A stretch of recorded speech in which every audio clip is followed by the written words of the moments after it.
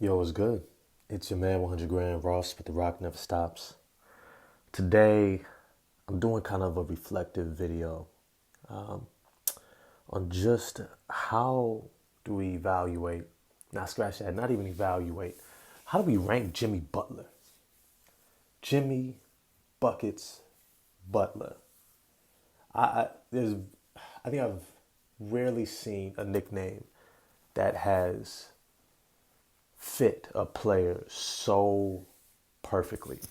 Like, Paul Pierce had the truth. I mean, okay, kind of ambiguous. What does that mean? Yeah, that means you what? You're the truth. You know what I mean? Like, I know what it means, but it's like Allen Iverson is the answer. Okay, all right. You know what I mean? Cool. You know what I'm saying? Big shot, Rob. Okay, all right. It's pretty accurate, pretty specific on what Robert Ory did. You know what I'm saying? Hakeem the Dream Olajuwon. You know what I'm saying? Almost seems imaginary, all the things that he's able to do on the court.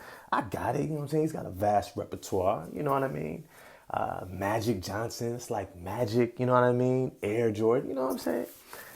But Jimmy Buckets Butler. Jimmy Mo Buckets, Mo Buckets, Mo Buckets.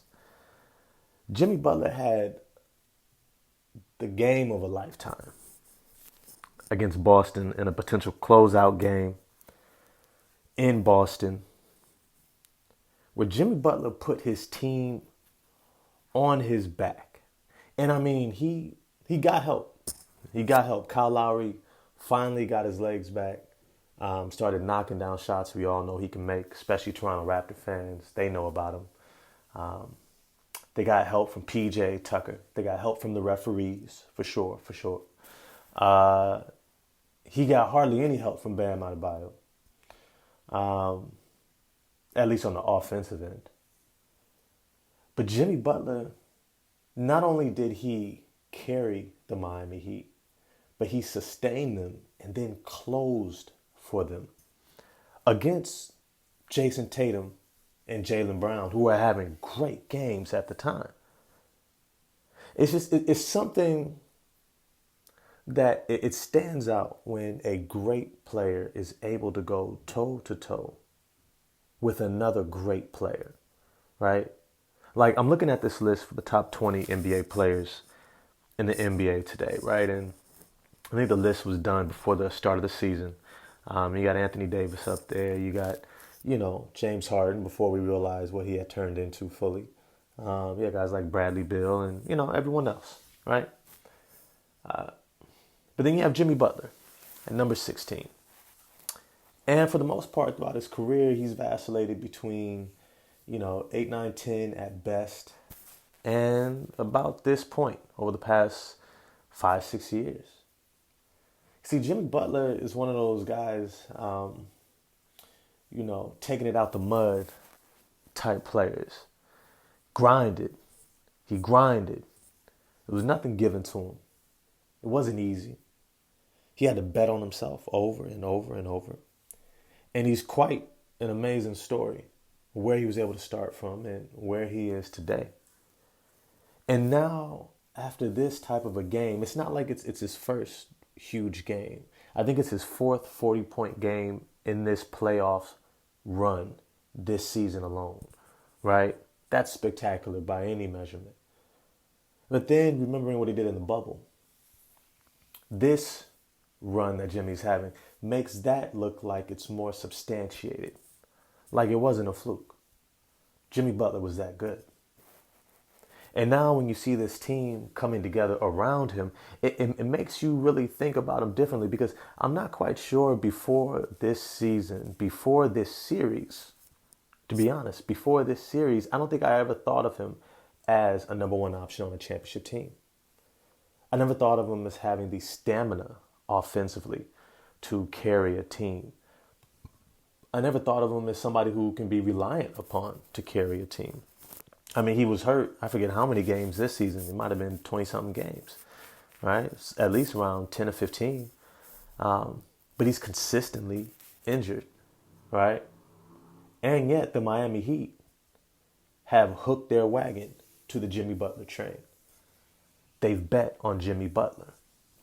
And they brought in one hell of a supporting cast. I mean, one hell of a supporting cast. Talk about heat culture. Talk about being gritty, grimy. I mean, take it out the mud type players between Dwayne Dedman. You know, you got Markieff Morris. You got Kyle Lowry, who had a similar path. I mean, he went to Villanova, but it was more like coming into the league, he didn't really have a lot paved for him either. You know, he went to Houston, couldn't get playing time. Substantially. Then had to go to the Toronto Raptors before he could make a name for himself. You know, you got guys like Victor Oladipo, his reclamation project of a year, trying to get back in the flow and show he can still play at a high level. I mean, you got PJ Tucker. We all know about him coming out of Texas. You know, grinding 6'5" power forward. He'd be Charles Barkley if he had a longer wingspan and a 40-inch vertical. But these guys, they grind. They grind. And when they can be hooked to a guy who can carry them offensively, they fit in perfectly. As long as they're not expected to be the main person, they fit. Max Strus, undrafted, right? You got these guys, Duncan Robinson, I think he was undrafted as well, or a second round pick, something like that. These guys positioned around Jimmy fit him. This is officially his time, his season, his moment. With Kyle Lowry there, he doesn't have to be the main facilitator, which is what I think used to drain him. He wasn't like a LeBron who could facilitate, get you 10 to 15 assists and 30-something points. That's not really Jimmy Butler, especially throughout a full regular season. And when they figured that out and brought in Kyle Lowry, I thought it was going to be something special. And it has been. It has been. Jimmy Butler has led this team to the Eastern Conference Finals, Game 7. One game away from going back to the NBA Finals, where he was just at 3 years ago. He was just there. He was just there. With a similar core outside of Kyle Lowry. Right? And Max Strus. You know, Jimmy Butler, I'm starting to think of him in terms of now, is he a future Hall of Famer? I mean, that's a question I would definitely pose to all of y'all, but I think he's made a case. I think he's officially made a case. Like, when I think of him, at this point, I think of him on that Clyde Drexler tier, right? That player who was really good. I mean, I don't even know if was he better than Tracy McGrady? I mean, offensively, no. Very few guys were better than Tracy McGrady offensively. Even Kobe Bryant admitted that Tracy McGrady was more talented than him offensively. But Tracy never played the level of defense that Jimmy Butler does, right? He never had the leadership skills that Jimmy Butler does. Even if he has issues and he can be a head case at times, his team can look to him and he answers. He'll lead. And so when I think about Jimmy Butler, I'm like, okay, if he gets back into the NBA Finals, I think he's stamped in the Hall of Fame. I think he's stamped.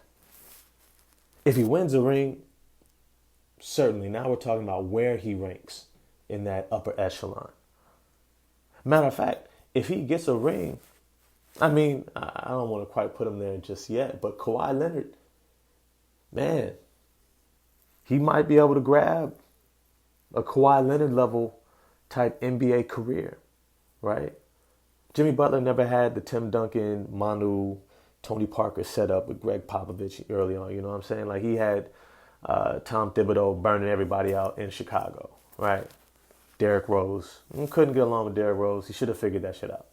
But it's all to say that rings don't necessarily designate if somebody's on the same level. And I know we try to think of it in that way, but the reality is it's about your team when it comes to winning rings. There's no one player, one talent who was so much greater than another that he didn't need a great team around him to win a championship. And so when I look at Jimmy Butler and I look at his talent, I look at his leadership, he does a lot of the things that Kawhi Leonard does. A lot.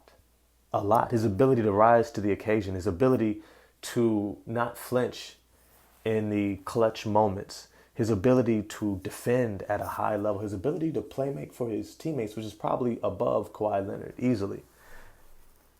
But it's to say that Jimmy Butler is showing himself to be one hell of a player. The fact that he not only outdueled Jayson Tatum in Game 6 in Boston, he also had Jaylen Brown going.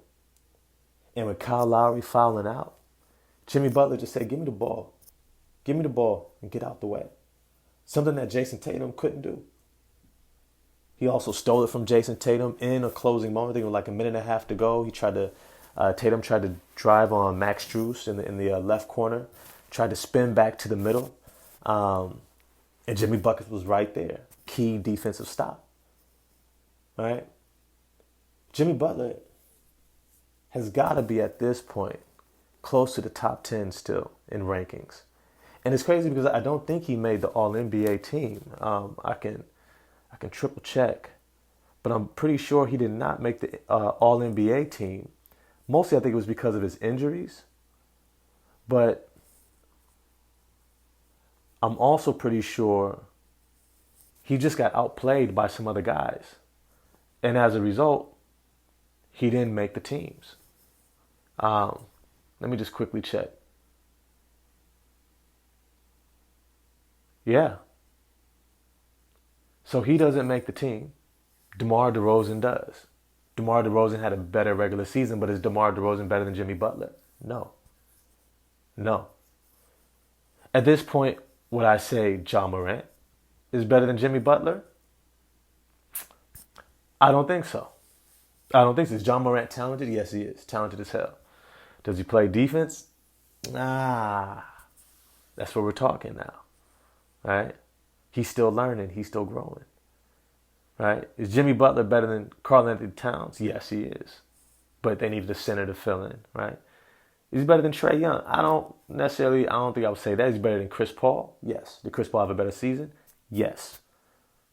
And so when we really started looking at how to perceive Jimmy Butler, damn, this motherfucker could have been third team All-NBA. He could have been third team All-NBA easily. If not second team. If we're just going by, if there was a players ranking, like not based upon the season that you had, but just the best players, period. Right? He might be on that tier. But I want to know what you guys think. Where does Jimmy Butler rank for you just in terms of the top players in the NBA? Most lists have him at somewhere around 15, 16. But when you just think about the best players, period, not just this season, is he potentially a little bit higher? Does he have a Hall of Fame bid already? Or does he still need to kind of do one or two more things? Maybe punch his ticket into the NBA Finals again. Maybe win a championship. What do you think he needs to do to officially punch that ticket to get into the Hall of Fame? Because right now, the type of career he's having that is peaking at this moment is a Hall of Fame career. Is a Hall of Fame career. And so I want to know what you guys think. Holler back at me. If you like this video, smash the like button, hit subscribe, or the bell for notifications. And you can definitely follow me on Twitter at RockNeverStops2. That's the number 2. Holler at y'all next time. Peace.